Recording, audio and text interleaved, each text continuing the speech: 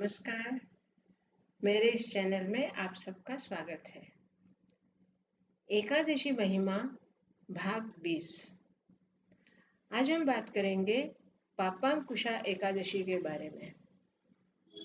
अश्विन माह के शुक्ल पक्ष में आने वाली ये एकादशी, कहते हैं इस एकादशी के करने से सभी पापों का नाश होता है। हर तरह के पाप इस एकादशी से नष्ट हो जाते हैं। कुंती पुत्र अर्जुन और युधिष्ठिर इन दोनों ने श्री कृष्ण से पूछा, हे केशव, आगे की एकादशी के बारे में हम जानना चाहते हैं। श्री कृष्ण ने अपने भक्तों की बात को आगे बढ़ाते हुए कहा, आज मैं तुम्हें अश्विन माह की शुक्ल पक्ष की पापांकुशा एकादशी के बारे में कहता हूँ। इसके संदर्भ में पौराणिक कथा ऐसी आती है। विंध्य पर्वत पर क्रोधन नाम का एक बहेलिया रहता था। पशु पक्षियों को मारना उसका व्यवसाय था, लेकिन पशु पक्षियों के साथ साथ उसका स्वतः का स्वभाव भी अत्यंत हिंसक था। हिंसक पशु पक्षियों को मारने के साथ साथ वह लोगों की लूटपाट भी करता था।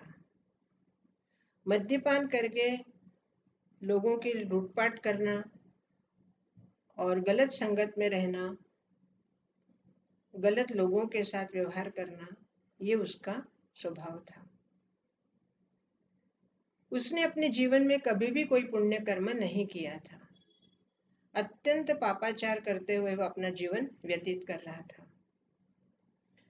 ऐसे करते करते उसका अंतिम समय आया। उसके कुछ पुण्य कर्मों की वजह से, अर्थात पिछले जन्म के, यमदूत उसके पास आए और उससे कहा, हे बहेलिए, आज तेरा आखिरी दिन है, कल हम तुझे लेने आएंगे। इतना कहकर वो चले गए।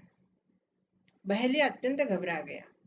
अपनी मृत्यु को सामने देखकर उसकी घबराहट अत्यंत बढ़ गई। वो ऋषि अंगिरा के आश्रम में गया और ऋषि के चरणों में गिर पड़ा। ऋषिवर से कहा, हे ऋषिवर, मैंने जीवन पर्यंत अनेक पाप किए हैं। यहाँ तक कि पापों के अलावा मैंने जीवन में कुछ दूसरा कार्य ही नहीं किया।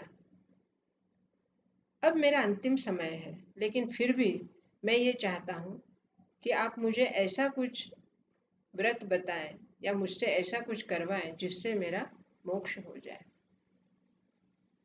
अंगिरा ऋषि ने कहा, कल पापांकुशा एकादशी है, तुम उसी का व्रत करो। उस व्रत के करने से तुम्हें पुण्य मिलेगा और तुम्हारे सारे पाप नष्ट हो जाएंगे। अंगिरा ऋषि ने उससे पापांकुशा एकादशी का व्रत करवाया और जंगल के ही फलों से उससे उद्यापन करवाया, क्योंकि उसके पास अंतिम दिन होने की वजह से पारणा करने के लिए उसके पास जीवन नहीं था। इसलिए उसी दिन ऋषिवर ने उससे पारणा करा लिया। उसके इस पुण्य प्रताप की वजह से यमलोक के दूत उसे लेने आए, लेकिन पुण्य की वजह से वो उसे नहीं ले जा सके और उसको विष्णु के पार्षद आकर वैकुंठ ले गए। श्री कृष्ण ने युधिष्ठिर और अर्जुन से कहा, हे कुंती पुत्र, ये कहानी या ये कथा ये कहती है कि जन्म भर तुम पाप करो और एक दिन पापांकुशा एकादशी का व्रत करो और तुम पुण्य के भागीदारी बनो। लेकिन कुंती पुत्रों, ये ऐसा नहीं है। इसका सीधा सा तात्पर्य यह है कि आप जीवन में, अगर आपने जीवन पर्यंत सिर्फ पाप ही पाप किए हैं और अंतिम समय में अगर आपको पूरे जीवन का क्लेश होता हो और आप अपने जीवन में समझ गए हो कि मैंने जो पाप किया वो बहुत गलत किया और मुझे ऐसा जीवन नहीं व्यतीत करना चाहिए था। अपने क्लेश को, अपने दुख को, अपने आंसुओं को आप श्री विष्णु के चरणों में जब चढ़ा देते हैं तब आप पापों से मुक्त हो जाते हैं। इस एकादशी में क्षीर सागर में शेषनाग पर शयन करते हुए श्री महाविष्णु की पूजा का विशेष विचार किया जाता है। इस प्रकार मैंने तुम्हें आज पापांकुशा एकादशी की बात कही, लेकिन एक बात मैं फिर कहता हूँ, इस एकादशी के व्रत से 3 वाजपेयी यज्ञ का पुण्य मिलता है और श्री महाविष्णु की कृपा से तुम्हें वैकुंठ भी प्राप्त होता है। दोस्तों, ये कहानी अगर हम आज के कलयुग में इस कहानी पर विचार करें तो हमें समझ में आता है, दिखाई देता है कि अनगिनत पाप हो रहे हैं और इन पापों का विनाश हमारे कितने ही जन्मों के पुण्यों के बाद भी शायद नहीं हो पाएगा। इसलिए हर पल, हमारा जीवन का प्रत्येक क्षण हम श्री भगवान की आराधना में बिताएं। शायद हमारे पिछले जन्मों के कुछ पापों का कुछ अंश कम हो जाए। आज का जो परिवेश है, आज की जो जीवन शैली है, उसमें तप करना या जप करने के लिए समय निकालना ये बहुत कठिन काम हो गया है। इसलिए पापांकुशा एकादशी की बात करते हुए मैं अपनी तरफ से यही बात कहना चाहती हूँ कि हमारे जीवन के प्रत्येक क्षण में हम कार्य कुछ भी करते रहें, लेकिन भगवान का नामस्मरण करते हुए अगर हम कार्य करेंगे तो हमारा कार्य भी होगा, हमसे कुछ पाप भी नहीं होगा और हमारे पापों का क्षय भी होते जाएगा। जो हमारे अनजाने हमारे हाथ से जो पाप होते हैं उसका भी क्षय होते जाएगा। इस अंधविश्वास में या इस भ्रम में कभी भी नहीं रहना चाहिए कि हम जिंदगी भर पाप करते रहें और अंतिम समय में सिर्फ भगवान का नाम लें।